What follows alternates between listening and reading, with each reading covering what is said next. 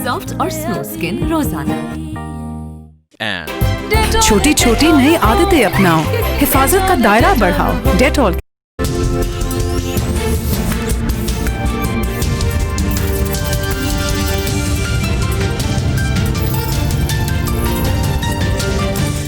बिस्मिल्लाहिर्रहमानिर्रहीम, अस्सलाम वालेकुम। आप देख रहे हैं programme capital live with Anika. मैं हूं आपके साथ अनीका निसार। नाज़रीन, पाकिस्तानी सियासत की हलचल अब कोई नई चीज नहीं है, इसलिए क्योंकि पाकिस्तानी सियासत में जहां पाकिस्तान डेमोक्रेटिक मूवमेंट हर रोज नया कदम बढ़ा रही है अपनी मंजिल की तरफ, वहीं गवर्नमेंट को ऐसा मालूम होता है या ऐसा लगता है कि जैसे Pakistan democratic movement is not a serious threat.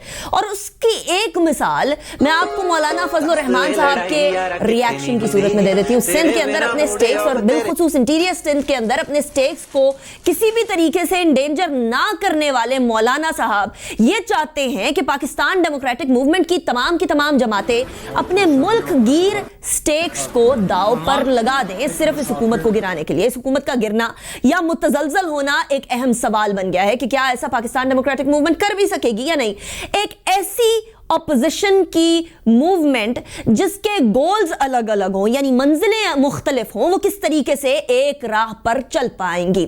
इसके साथ साथ आज हमारे इंटीरियर मिनिस्टर हरदिल अजीज शेख रशीद साहब ने एक बड़ी इंटरेस्टिंग किस्म की स्टेटमेंट दी। वो कहते हैं कि armed forces were not, are not and will not be involved in politics. अब are not and will not के ऊपर तो समझ आती है, लेकिन वर नॉट के ऊपर एक सवाल पैदा होता है। अब उसी के ऊपर यानी माजी के हवाले से भी कुछ बात करेंगे। हमारे आज जो पैनलिस्ट है मैं उनका तारुफ करवाऊंगी। मेरे साथ मौजूद है इफ्तिखार अहमद साहब, किसी तारुफ के मोहताज नहीं है, very senior party, seasoned analyst. बहुत शुक्रिया इफ्तिखार साहब, आपने हमें ज्वाइन किया। It's a pleasure having you.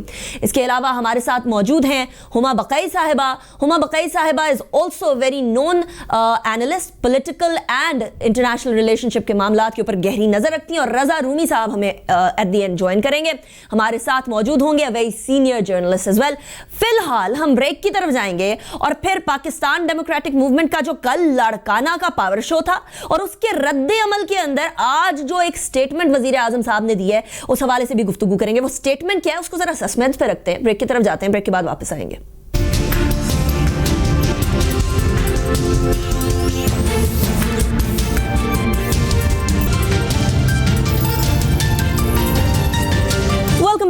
Break में जाने से पहले हम बात कर रहे थे कुछ सियासत के मामलात की जो कि पाकिस्तान के अंदर इस वक्त उतार चढ़ाव का शिकार है। क्या पीडीएम का शिराजा बिखरेगा या फिर पीडीएम एक ताकतवर ऑपोजिशन के तौर पर सामने आएगी? इफ्तिखार अहमद साहब, सबसे पहले मैं आपकी तरफ आऊंगी। एक तो ये कल जो जलसा हुआ है लाड़काना का, इफ्तिखार साहब, how do you see it? बहुत सारे लोग इसको इस तरह से देख रहे हैं कि जी मरियम नवाज साहिबा हैज एक्चुअली प्रूवन हरसेल्फ कि वो इंटीरियर सिंध के अंदर भी लोगों के दिल जीत सकती हैं। तो पता नहीं हुकूमत को डरना चाहिए या नहीं डरना चाहिए, लेकिन पीपल्स पार्टी को जरूर डरना चाहिए।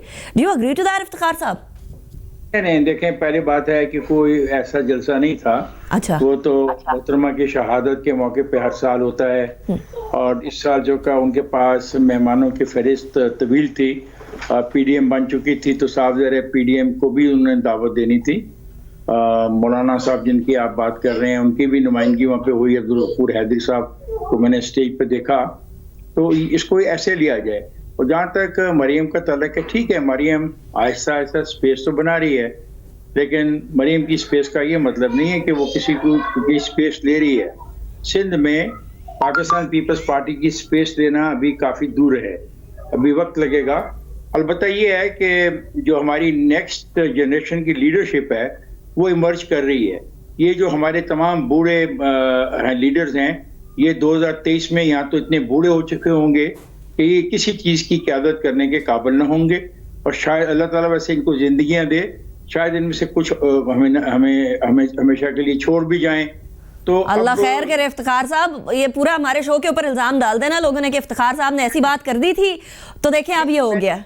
अल्लाह ना करे दुआ कबूल हो या ये बात कबूल हो। अनीका, नहीं, मैंने ऐसा नहीं कहा, मैंने कहा अल्लाह ना करे, लेकिन देखिए मुमकिनात में से age factor is very important. some will be 70 years and some will be 72 years old by that time of 2023. तो एक 2023 में बिल्कुल आप यकीन रखें कि बहुत बड़ी नई क़यादत इमर्ज कर रही है। अब इस पे बड़ी डिबेट होगी, वो सारी क़यादत मारूसी है, अब मजबूरी है कि वो मारूसी ही अक्सरियत तो होगी। سندھ میں بھی, پنجاب میں بھی, خیبر پختونخوا میں بھی اور بلوچستان میں بھی. بلوچستان میں ماسوائے کہ کچھ ایک تبدیلیاں آئیں, لیکن میں سمجھتا ہوں ساری ماروسی ہوگی. آفتاب شیرپا کا بیٹا ہوگا, محمود صاحب کے بیٹے ہوں گے, یہ جو ہمارے ہیں سب سندھی پرانے جاگیردار, ان کے بیٹے ہوں گے. نیکسٹ جنریشن سامنے آئے گی. رائٹ, صحیح. اچھا, مجھے ہما بقائی صاحبہ کی طرف اسی پوائنٹ پہ جانے دیجیے. بڑے آپ نے امپورٹنٹ پوائنٹ ریز کیا ہے, موروثی سیاست, جس کے اوپر سب سے زیادہ وزیر اعظم صاحب ان تمام جماعتوں کو تنقید کا نشانہ بناتے ہیں. ہما بقائی صاحبہ اسپیشلی کنسیڈرنگ کہ ان کو یہ لگتا ہے کہ یہ لوگ چہرے تو نئے ہیں لیکن سیاست وہی چلتی آئے گی. کیا یہ واقعی میں نئے ریپر میں پرانی ٹافیاں ہیں یا کچھ نیا لے کر آئیں گے؟ کیا ہمیں انہیں لیڈر ماننا چاہیے یا یہ لیڈر ماننے کے بھی قابل نہیں ہے؟ That is a question. میرے اور آپ کے لیڈر ماننے سے کوئی فرق نہیں پڑتا. اچھا, اہم بات یہ ہے کہ کیا عوام انہیں لیڈر مانتی اور کیا عوام میں ان کی فالوئنگ ہے, یہ بات اہم ہے.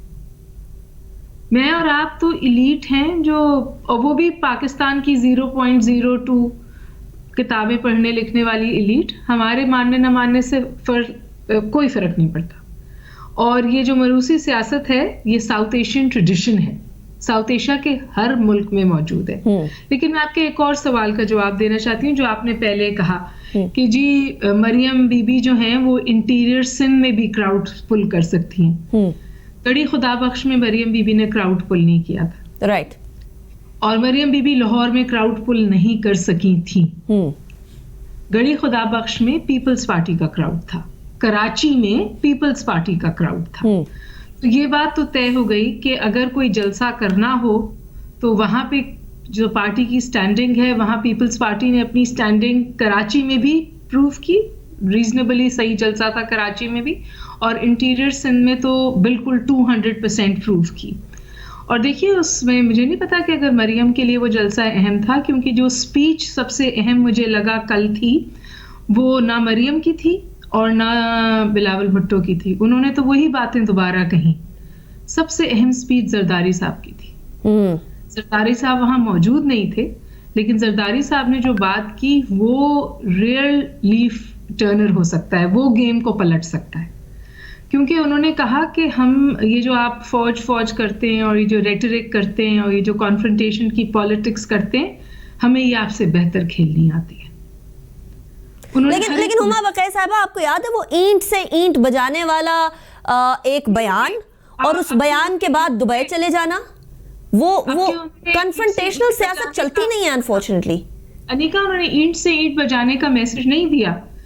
یہ بھی آپ نے بجا کا, یہ میسج بھی انہوں نے دیا تھا, اور اس کے بعد انہوں نے بہت ڈیمیج کنٹرول بھی کیا تھا.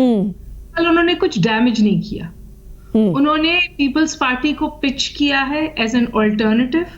پیپلز پارٹی کو پچ کیا ہے جو اپنے بیانیے کو ایکسٹریم لیول پہ نہیں لے جا رہی جماعت, اور جو ایکچولی بات چیت کے لیے تیار ہے.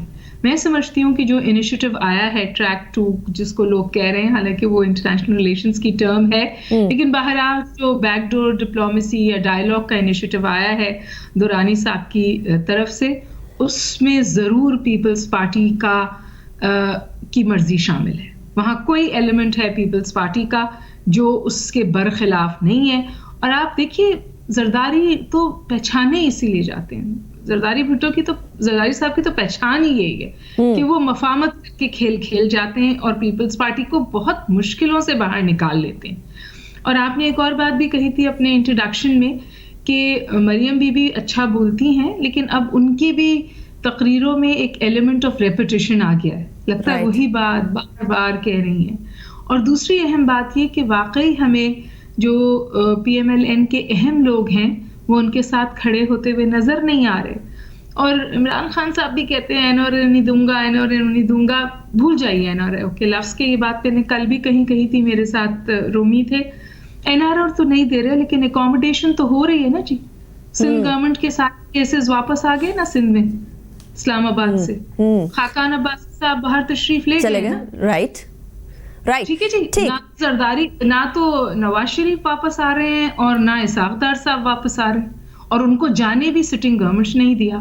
تو مجھے بتائیے نہ کہیے اسے این آر او. آپ کو این آر او کا لفظ برا لگتا ہے, سیاسی اکوموڈیشن کہہ دیجیے, वो तो बिल्कुल हो रही है और वाज़ेह नजर आ रही है.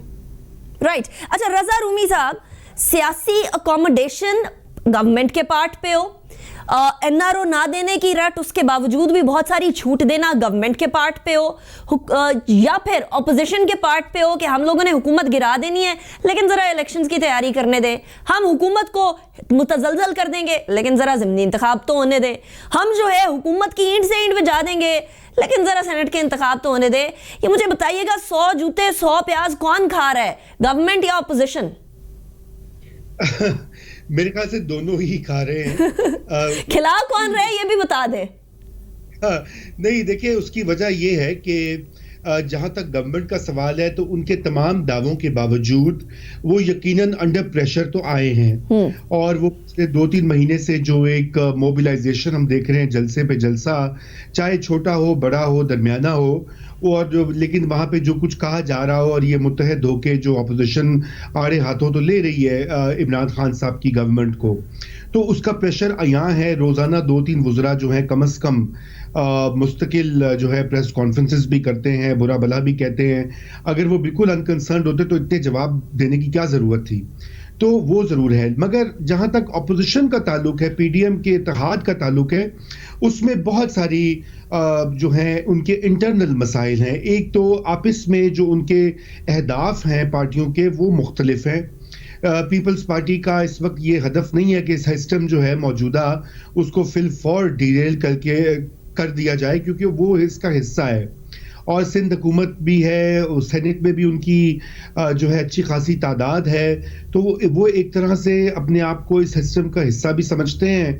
और तमाम तर तहफ़्फ़ुज़ात के बावजूद आपने देखा कि उन्होंने मुख्तलिफ औकात पर इसमें हिस्सा भी लेते रहे हैं. पीएमएल के बरक्स जो है वो बिल्कुल बाहर है सिस्टम से, और जैसे वो कहा जाता है अंग्रेजी में कि there is nothing more to lose. तो नवाज शरीफ साहब तो बाहर हैं, उनके भाई जेल में हैं, भतीजे भी जेल में हैं, मरियम कर रही हैं तकरीरें, और उनकी यही ख्वाहिश है कि भाई ये जो है इस हद तक पुश किया जाए गवर्नमेंट को और इस्टेब्लिशमेंट को कि कोई ना कोई एक रीस्टार्ट का मौका मिल जाए या नए इलेक्शन की तरफ मुल्क जाए. जबकि मौलाना फजलुर रहमान की कुछ पोजीशन थोड़ी फर्क है, और वो सिर्फ इमरान खान साहब को चाहते हैं कि वो निकल जाए अपनी वजारत उज़्मा से. अगर आपको पीटीआई का कोई और शख्स भी लग जाएगा तो मेरे ख्याल से मौलाना का 50-60% जो गुस्सा है वो ठंडा हो जाएगा. अब ये मुख्तलिफ अहदाफ जो हैं ये किस तरह से एक साथ यकजा होकर काम करेंगे, ये अगले आने वाले हफ्तों में हमें पता लग जाएगा. फिर इन पार्टियों के अंदर भी मसाइल हैं. जेयूआई के तो आपने देखा कि जो लोग उनसे खिलाफ कर रहे हैं, मौलाना शहरानी साहब तो खुल के सामने आ गए. रूमी साहब, अब ये समझ नहीं आ रही ये तमाम चीज़ जो है ये बेसिकली किस परसेप्शन से हो रही है, बोझे अली से हो रही है या some other reason. I don't understand कि ये तमाम जो डाइवर्जेंस का पॉइंट है ये है क्या. रजा रूमी साहब आपकी नजर में? जी देखिए, डाइवर्जेंस का जो मामला है वो बड़ा क्लियर है कि उसकी एक तो बुनियादी वजह ये है कि ये अलायंस बड़ा यूनिक है. ये मुल्क की तारीख में पहली बार हुआ है कि बाएं बाजू की पार्टियों से लेकर दाएं बाजू की पार्टियां जो हैं वो एक ही प्लेटफॉर्म है. हालिया तारीख की बात करो, माजी में हुआ है 1-2 बार हमने इस तरह देखा है, लेकिन ये मुख्तलिफ आरा और मुख्तलिफ सोच के हामिल जो लोग हैं वो एक साथ जमा हो गए हैं. एक तो ये ज़ाहिर बात है एक नेचुरल ये होना था, मगर इसके साथ साथ उन सबको ये भी इस चीज़ का भी खदशा है कि अगर माजी में जो हुआ है कि अगर आप बिल्कुल पुश करके धक्का दे दें निज़ाम को, तो फिर निज़ाम जो है वो ही क्रम्बल कर जाता है और उसमें फिर फौज जो है वो इक़्तिदार में आ जाती है. 77 में ऐसा हुआ था पीएनए की गवर्नमेंट में. इफ्तिखार साहब तो मुझसे बेहतर जानते हैं कि वहां पर भी जो कोलिजन और तसादुम था वो उसका एंड रिजल्ट ये निकला कि अफवाज पाकिस्तान जो हैं वो उन्होंने जो है पावर संभाल ली. अयूब खान साहब के खिलाफ जो तहरीक थी उसमें भी यही हुआ कि जब उन्होंने इस्तीफा दिया तो उन्होंने याया खान साहब को इक़्तिदार मुंतकिल किया. उन्होंने उस वक्त के जो स्पीकर थे उनको नहीं दिया, हालांकि आइन ये कहता था कि स्पीकर होंगे. तो मेरे ख्याल से एक ये खदशा जरूर है. मगर अभी ये देखिए मामला ये है कि अगर इनकी आपस में इस तरह से निफाक रहेगा तो फिर ये इस तहरीक को वो वाले जो फवायद हैं जिसकी वो एक्सपेक्टेशन करें वो नहीं होंगे. और दूसरी बड़ी बात ये कि अभी तक اسٹیبلشمنٹ سے کوئی ایسا سگنل نہیں آیا کہ جہاں پر یہ لگے کہ انہوں نے عمران خان صاحب کا ساتھ چھوڑ دیا ہے. رائٹ. وہ ان کو بیک کر رہے ہیں. یہ امپائر کی انگلی کا انتظار اب دوسری طرف کر رہی ہے. رضا رومی صاحب مجھے بریک کی طرف جانا ہے, بریک کے بعد واپس آتے ہیں, اس کے بعد پھر فوج بات کر رہے ہیں. تو آج شیخ رشید صاحب نے ایک بڑا انٹرسٹنگ بیان دیا ہے, افتخار احمد صاحب کی طرف میں وہ لے کر جانا چاہوں گی, بٹ آفٹر دی بریک.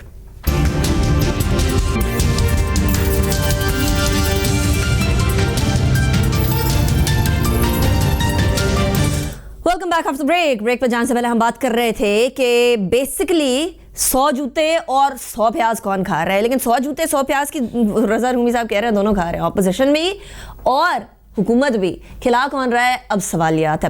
اچھا افتخار احمد صاحب, تھوڑی دیر پہلے بات یہ ہو رہی تھی کہ جب بھی اس طرح کی کوئی ڈائیورجنس آئی, کوئی موومنٹ آئی جس کی وجہ سے گورنمنٹ بہت زیادہ انڈر پریشر آ گئی, تو اس کے بعد پھر ایک سپیس کریٹ ہوتی ہے اور اس سپیس کو پر کرنے کے لیے اکثر اوقات فوج آتی ہے. بٹ ہمارے انٹیریئر منسٹر نے, شیخ رشید صاحب نے کہا ہے کہ فوج نہ تو سیاست میں تھی, نہ ہے اور نہ ہوگی.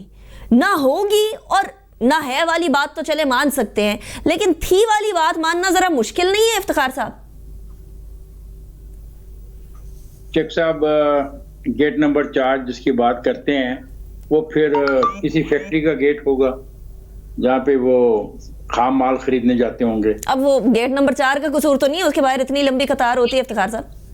نہیں, وہ گیٹ نمبر 4 جو ہے نا, پھر اس پہ کہیں فیکٹری کا گیٹ ہوگا نا, وہ فوج پاکستان سے اس کا کوئی تعلق نہیں ہوگا نا. یعنی کوئی بھی 4 نمبر گیٹ کے باہر 4 لکھا ہوتا تو سارے ادھر جمع ہو جاتے ہیں. کچھ ایسا ہی ہے, وہی کہتے ہیں, یہ تو پتہ نہیں, کافی انٹرویوز میں کہتے ہیں, کھل کے کہتے ہیں. اچھا چھوڑے ہی, ان کی کوئی حیثیت نہیں ہے, ایک آدمی ہے, سنگل آدمی ہے, سنگل سیٹ سے انٹیریئر منسٹر افتخار صاحب, ہی میں بھی انٹیریئر منسٹر. یہاں پہ آپ کو کتنے انٹیریئر منسٹروں کے نام یاد ہیں پچھلے 10 سالوں میں؟ چلیں میں آپ کو امتحان میں, دیکھیں میری بات سنیں جی. پی ڈی ایم ناکام ہے اور عمران خان بھی ناکام ہے. پی ڈی ایم ناکام ہے کہ وہ میری بات نہیں کر رہی, اور عمران خان ناکام ہے کہ وہ مجھے 2.5 سال میں کچھ نہیں دے پایا. اب میری ایک تجویز ہے کہ الیکشن تو 2023 میں ہی ہوں گے, تو 2023 سے پہلے یہ چاہیے کہ ہمیں ایک ایسا فیصلہ کر لیں ہم وفاقی سطح پہ اور صوبائی سطح پہ, کہ ایسا پروگرام جو عوام کے لیے ہو. 10 پروگرام آپ وفاقی سطح کے لیے چن لیں اور 10 صوبائی سطح پہ صوبائی حکومتیں اور صوبائی پارٹیاں چن لیں, تاکہ لوگوں کی بھی اب بات کی جائے. 70 سال ہو گئے ہیں یہ میوزیکل چیئر چل رہی ہے, کبھی ایوب خان اٹھتا ہے تو سن نیچے سے کھسکا کے کوئی اور بیٹھ جاتا ہے, پھر کوئی اور بیٹھ جاتا ہے. تو یہ کہنا فوج نہیں آتی, تو وہ جو تمغے اور سجا کے لوگ خطاب کرتے ہیں قوم سے, تو وہ کون ہوتے ہیں؟ اگر میں مان لوں ان کی بات شیخ صاحب کی, تو کوئی فوجی نہیں ہوتے, کچھ اور ہوتے ہوں گے. میں تو کہتا ہوں کہ خدا کے لیے اب اس ملک کا جان چھوڑ دیں, یہ تمام کے تمام جو لوگ ہیں, اور بیٹھ کے حل کریں کہ ہمارے لیے 10 سال کے لیے کیا پروگرام ہوگا, 20 سال کے لیے کیا پروگرام ہوگا, اور کون سے 10 اہم نکات ہیں جو اب ڈیبیٹ چاہتے ہیں. مثلا زراعت ہے, مثلا ہماری فورن ایکسچینج ارننگ ہے, مثلا ایجوکیشن سسٹم ہے, مثلا ہمارا صحت کا نظام ہے, مثلا ہمارا بڑھاپے کی پینشن کا مسئلہ ہے, ہمارا صوبے اور وفاق کے درمیان تعلقات کا مسئلہ ہے, صوبے اور وفاق کے درمیان پانیوں کے تعین کا مسئلہ ہے, ہماری انوائرمنٹل ایشوز ہیں, ہمارے بہت امپورٹنٹ ایشوز آ رہے ہیں اور ہیں, آج بھی ہیں. while I'm talking to you, یہی صوبائی, میں جس ملک کا پرائم منسٹر یہ کہتا ہو کہ مجھے یہ نہیں پتا 18ویں ترمیم کیا ہے, تو کیا آپ سمجھتے نہیں ہو کہ وہاں پہ سنجیدگی کے ساتھ یہ ڈیبیٹ ہونی چاہیے؟ Right. But this all debate Iftikhar صاحب, معذرت کے ساتھ یہ ساری ڈیبیٹ ہونی ہے پارلیمنٹ میں. پارلیمنٹ اس ٹائم پر شدید قسم کی غیر فعال ہے, نہ اپوزیشن اس کو اس قابل سمجھ رہی ہے, نہ حکومت اس کو اس قابل سمجھ رہی ہے. آپ مجھے بات اگر کہنے دیں, کہ آپ کا جو گانا انٹرو بڑا بھرپور انٹرو تھا, اور بڑا ہی اچھا انٹرو تھا, اور بڑا ہی خوبصورت انٹرو تھا. اب مجھ جیسے آدمی کی بھی بات نہیں, بالکل بالکل بالکل. دیکھیں اس ملک کے صوبوں کے درمیان معاملات طے کرنے چاہیے. اس ملک میں نئے صوبوں کا مطالبہ ہو رہا ہے, وہ بھی ڈیبیٹیبل پوائنٹ ہے.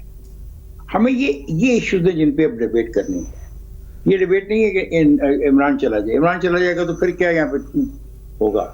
ایک زمانے میں میرے کچھ دوست ٹیلی ویژن پہ بیٹھ کے ہر وقت آصف زرداری کو گھر بھیجتے تھے, اور میں بھی ان کے مقابلے میں ٹی وی پہ بیٹھ کے وہیں پہ کہتا تھا کہ آصف زرداری نہیں جا رہا, اور اس کے جانے کے بعد آپ کے گھروں کے جو نلکے ہیں نا وہاں پہ یہ نہیں ہوگا کہ سوئی گیس کی بجائے وہاں پہ تیل آنا شروع ہو جائے. ایسا نہیں ہوتا, کیونکہ نظام خراب ہے, نظام میں بسیدگی ہے, نظام اب یہ دینے کے قابل نہیں رہا. تو اب نظام بدلا جائے گا, عمران خان کے آنے یا عمران خان کے جانے یا بلاول کے آنے یا بلاول کے جانے یا مولانا فضل الرحمان کے آنے, ان کے جانے سے کوئی فرق نہیں پڑے گا. آپ ایک کوشش کر کے دیکھ لیں, عمران آخری چوائس تھی اسٹیبلشمنٹ کی. ان کا یہ خیال تھا کہ 2 پولیٹیکل پارٹیز لوٹ کے کھا گئی ہیں, اب ہم ایک ایسا آدمی لے کے آئیں گے جو آتے ہی تبدیلی کا عمل شروع کرے گا. اور اس کے پاس ایک لڑکا تھا, وہ MNA ہے, وہ کہتا تھا جب آئیں گے تو پہلے دن اتنے کروڑ اربوں روپے منہ پہ ماریں گے, اتنے کروڑ ہم اس کے منہ پہ ماریں گے, وزیر بھی ہیں مراد سے, کھرب روپیہ لے کے آئیں گے, اتنے کھرب روپے کی روز چوری ہوتی ہے. یہ سب کہانی ہم نے سن لی, اور جن کو انہوں نے گرفتار کیا ہوا ہے ان پہ مقدمے چلائیں. لیٹ دی کورٹس ڈیسائیڈ کہ ان کا فیوچر کیا ہے. NRO یہ کیا بحث ہے؟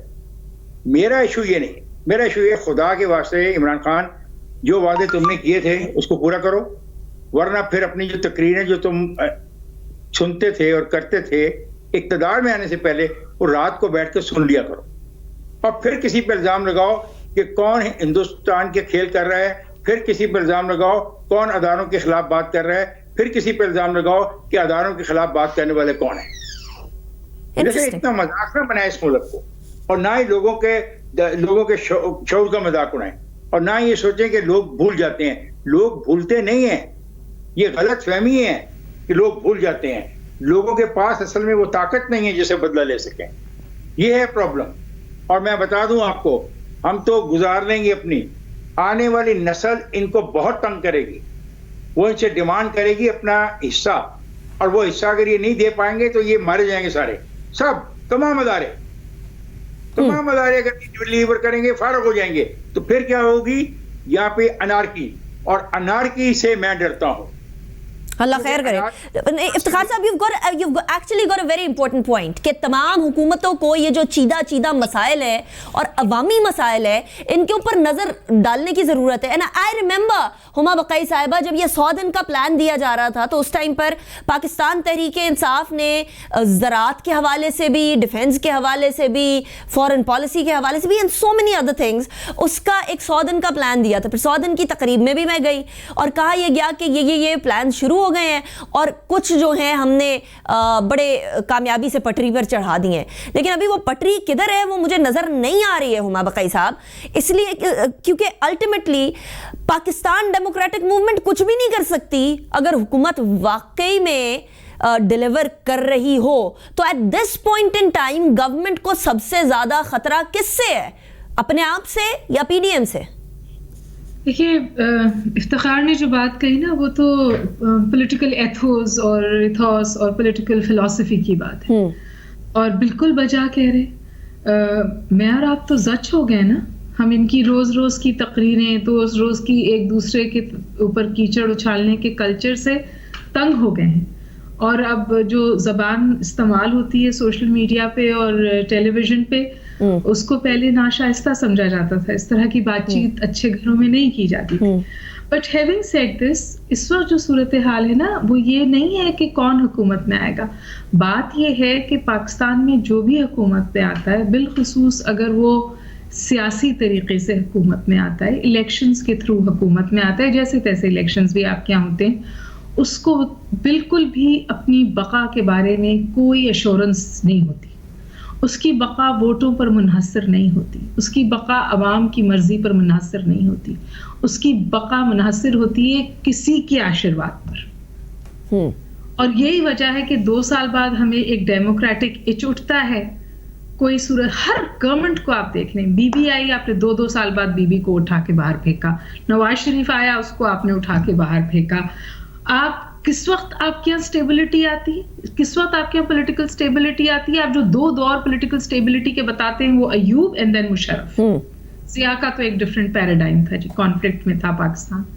تو یہ جو پولیٹیکل انسٹیبلٹی ہے نا, کہ آپ جو حکومت آتی ہے وہ کام نہیں کرتی, آدھے وقت وہ اپنی بقا کی جنگ لڑتی ہے. اور بالکل یہی صورتحال عمران خان صاحب کی بھی, اور میں عمران خان صاحب کو کوئی ڈیفینڈ نہیں کر رہی, میرے خیال ہے عمران خان صاحب کی ڈے 1 سے آج تک لے کر اگر غلطیاں کریں تو کتاب مرتب ہو جائے گی.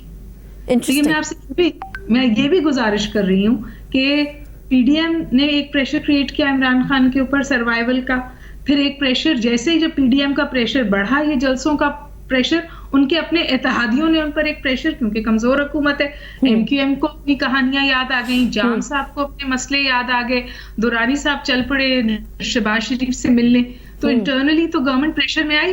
اور پھر تیسرا پریشر ظاہر ہے جس کا ذکر افتخار پروگرام سے پہلے کر رہے تھے کہ ان کو واضح طور پہ کہا گیا کہ جی اپنی پرفارمنس ٹھیک کریں, آپ کچھ ڈیلیور کریں. ایک پریشر اور میں ذکر کر دیتی ہوں, ان سے یہ بھی کہا گیا ہے کہ آپ یہ پولیٹیکل پولرائزیشن کم کریں, پولیٹیکل ٹیمپریچرز نیچے لائیں.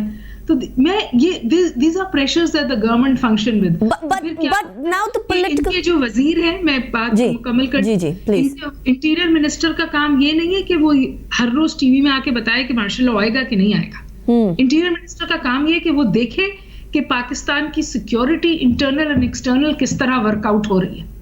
Agreed.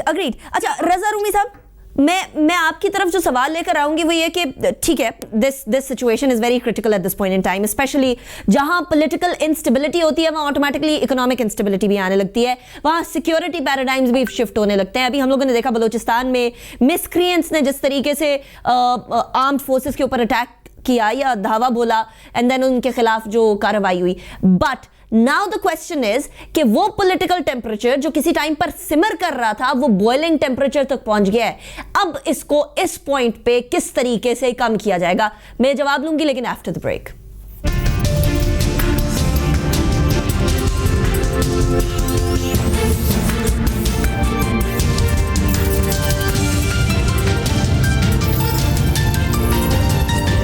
Welcome back after break. Break پہ جانے سے پہلے ہم بات کر رہے تھے آف کورس حکومت اور حکومت کو چیلنجز کس کے ذریعے سے درپیش ہے, بیسیکلی پی ڈی ایم یا حکومت, یا ایگزسٹینشل ایشوز پڑے ہوئے ہیں ابھی at this point in time حکومت کو. رضا رومی صاحب, سوال میں نے آپ کے سامنے رکھا تھا, جواب آپ سے درکار ہوگا.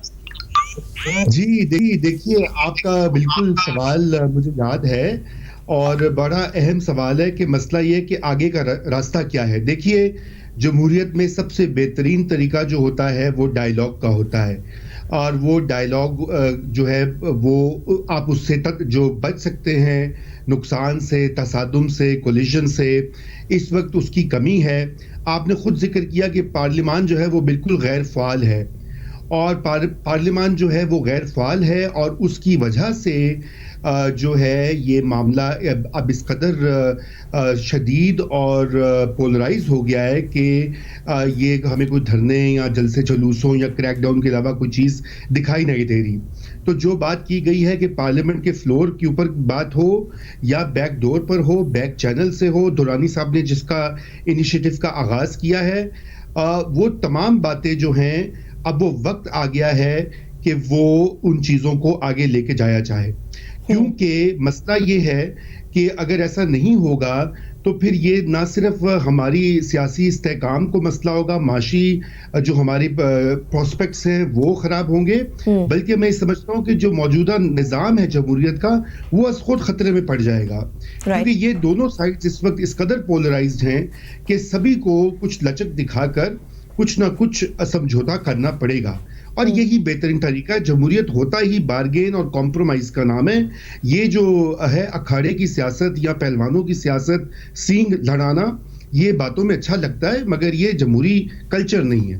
رائٹ, باتوں والی بات اب گزر جانی چاہیے, اب پریکٹیکل چیز آنی چاہیے. میں ون لائنر سب سے کنکلوژن لوں گی کہ اس گورنمنٹ کے لیے وے فارورڈ کیا ہے, لیکن ایک quick break and then towards the conclusion. میری نمکو کی دکان کے لیے ایک جلیبی والا مل جائے, بزنس دگنا ہو جائے گا. آج کل کپڑے اتنے صاف اور مہکدار کیسے؟ Sun light 2-in-1. صفائی کے ساتھ مہک بھی اسی میں ہے. ایسا بھی ہو سکتا ہے جیسے جلیبی بنانے والے گھر میں ہی ہے ویسے ہی. میں آپ کا ساتھ بھی تھی, کریں گے بزنس دگنا. سن لائٹ 2-in-1 میں ہے لیمو کی طاقت جو نکالے میل, اور جاسمین کی خوشبو جو دے مہکتی صفائی. مل کر کریں دگنا.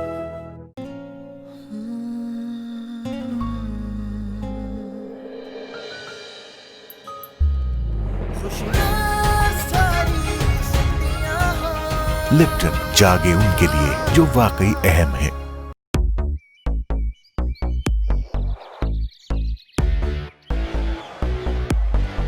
सायों से चेहरे आजाद हो गए। लड़कियां सूरज का सामना करने को तैयार हैं, क्योंकि वो जानती हैं कि अगर जिंदगी में ग्लो करना है तो रोशनी को अपनाना होगा। ये वक्त आसमान में परवाज भरने का है, सूरज से डरने का नहीं। अब वक्त है कॉन्फिडेंस के ग्लो का, इसीलिए फेयर एंड लवली का नया नाम अब है ग्लो एंड लवली। इसके मल्टीविटामिन्स गहराई में जाएं, दाग धब्बे घटाएं और चेहरे को दें बेहतरीन ग्लो। हर चेहरा करे glow, glow and lovely. Fair and lovely का नया नाम अब glow and lovely. Fair and lovely अब ग्लो एंड लवली। क्यों? क्योंकि निखार से बढ़कर मिलेगा HD ग्लो। पेश है ग्लो एंड लवली। इसके मल्टीविटामिन्स गहराई में जाएं, दाग धब्बे घटाएं और चेहरे को दे बेहतरीन ग्लो। अब हर चेहरा करे ग्लो, ग्लो एंड लवली। जी इफ्तिखार साहब, एक तो प्राइम मिनिस्टर साहब ने कहा है कि वज़रा अपनी कारकर्दगी अवाम के सामने लाएं। क्या ये सोल्यूशन है towards a better governance in the next 2.5 years? Definitely अगर गवर्नेंस नाम की कोई चीज ये समझ गए हैं और सीख गए हैं तो बड़ी अच्छी बात है। अब वो तो कहते हैं कि मुझे इल्म ही नहीं है कि हुकूमतें चलाई कैसे जाती हैं। अब बताएं, अब वो हुकूमतें चलाने का तरीकाकार समझते समझते अगर 2.5 साल उन्होंने और गुजार दिए तो हम कहाँ खड़े होंगे? तो फिर सादा ते अल्लाह ही हाफिज है इफ्तिखार साहब। नहीं देखे ना, अब वो ये कहते हैं कि उनको ये नहीं पता कि 18वीं तरमीम में सूबे और वफाक के अख्तियारात के यहाँ रोल क्या है। मतलब देखें, with all respect to my prime minister, he is a very smart handsome old man. I must have a lot of respect for him. देखें, रजा रूमी से कहता है, go back to the parliament, इज्जत करो एक दूसरे की, एहतराम करो एक दूसरे का। एक दूसरे को जेलों में भेजना चलें आपके ख्याल में जरूरी होगा, लेकिन सारे के सारे जो हैं अरकान वो बेईमान चोर लफंगे नहीं हैं। राइट, ये गलत रवैया। राइट, अगर आप के लोगों ने तो दूसरी 2 पॉलिटिकल पार्टीज ने भी आपसे ज्यादा वोट लिए हैं, वो भी अवाम के वोट हैं। Respect the mandate of the people. Right. अच्छा हुमा बकई साहिबा, one liner solution in your eyes जो कि हुकूमत को एटलीस्ट अगले 2.5 साल में जरूर इनकॉर्पोरेट करना चाहिए अपनी हुकूमत में। कि जी पहला सोल्यूशन तो बिल्कुल वाज़ेह, खुदा का वास्ता डिलीवरी। और ये मैक्रो इकोनॉमिक रिफॉर्म्स और चार्ट्स हमें ना दिखाएं और ये ना बताएं कि सीमेंट की फरोख्त बढ़ गई है। मुझे ये बताएं कि मेरे पास 2 वक्त का खाना है और गैस आ रही है और मेरे पास नौकरी है। आपको नहीं आ रही? ठीक है जी, एक्चुअली गैस नहीं आ रही जी। तो मैं आपसे ही गुजारिश करूँ ना, सिंध में गैस नहीं आ रही। आज आपके सिंध चीफ मिनिस्टर ने कहा है कि जी हम 68% गैस प्रोड्यूस करते हैं, हमारे ही सूबे के सिंध में उसमें कटौती है। तो ये जो इश्यूज हैं, दीज सेंसस कराची में आपने देख लिया क्या सूरत हाल है। मतलब इश्यूज हैं वो रिजॉल्व करने की जरूरत है, उसके लिए एक स्ट्रैटेजी चाहिए। और मैं ये भी कहूँ, PDM बहुत कमजोर होगी। एक बहुत वाज़ेह बात है, धरनों से और इस किस्म की स्ट्रीट पॉलिटिक्स से हुकूमतें गिरती तो नहीं है, लेकिन हुकूमतें हिलती जरूर हैं। इसलिए हुकूमतें वक्त के ऊपर ये जरूरी है कि वो ये पोलराइजेशन खत्म करे, डायलॉग करे। कल भी मैंने ये बात कही थी, आज आपके तवज्जुह से दोबारा कह रही हूँ कि फैसला करे ये हुकूमत कि शाम को टीवी पे जंग जीतनी है या टैक्टिकली ऑपोजिशन को डिफीट करके कुछ करना है। या मैदान जंग किस जगह को बताना है। रजा रूमी साहब, very quickly, very short answer, 2.5 साल में हुकूमत को क्या करना चाहिए सियासी तौर पर भी और गवर्नेंस के मैटर्स में भी? जी देखिए, गवर्नेंस के मैटर पे तो बात कर दी है हुमा ने, बिल्कुल मैं उनसे इत्तेफाक करता हूँ। डिलीवरी करें जो अहम सेक्टर्स हैं मुल्क में। महंगाई का मसला है, जो बेसिक कमोडिटीज अनाज और चीनी की जो शॉर्टेजेस रही हैं वो, और उसके ऊपर सारी बात आ गई कि मिसमैनेजमेंट है, उसको ठीक करें। अपनी जो भी वो टीम बेहतर कर सकते हैं, अपनी वुज़रा की, एडवाइजर्स की, अपनी पॉलिसीज की, उनको देखिए और उसके साथ साथ सियासी तौर पर ये पोलराइजेशन को खत्म किया जाए। That is a very important point. और वो तमाम के तमाम जो मेहमान हैं उन्होंने म्यूचुअली कहा है कि सियासी पोलराइजेशन को खत्म करना बड़ा इंपॉर्टेंट है। रजा रूमी साहब, thank you so much. Iftikhar Ahmad साहब, हुमा बकई साहिबा, thank you so much for joining me in my show. It was a very very conclusive discussion कि अल्टीमेटली हुकूमत जब तक पॉलिटिकल डिस्टेबलाइजेशन को हवा देती रहेगी तब तक मामलात गड़बड़ की तरफ जाते रहेंगे। अनीका निसार को इजाजत दीजिए, अपना बहुत ख्याल रखिएगा। अल्लाह हाफिज।